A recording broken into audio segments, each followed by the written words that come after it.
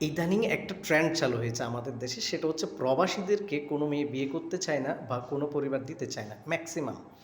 এটার কারণ কি? প্রবাসীদের স্ত্রীরা কেন জানি পরক্রিয়ায় আসক্ত হয়ে যায়। আসলে এটার জন্য দায়ী কে? প্রবাসী? আমার তো মনে হয় না।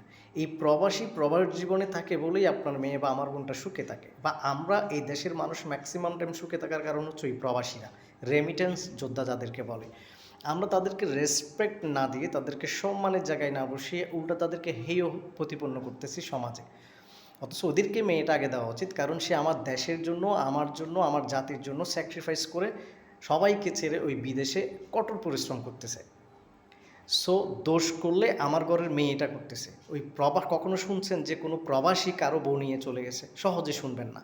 আপনি শুনবেন প্রবাসীর বউ কারো নিয়ে চলে গেছে। সো এটার ভালো দিকও আছে, খারাপ দিকও আছে, কিন্তু ম্যাক্সিমাম সময় এই রেমিটেন্স যোদ্ধারা আছে বলেই আমার দেশ, আমরা সবাই ভালো আছি। টাটা।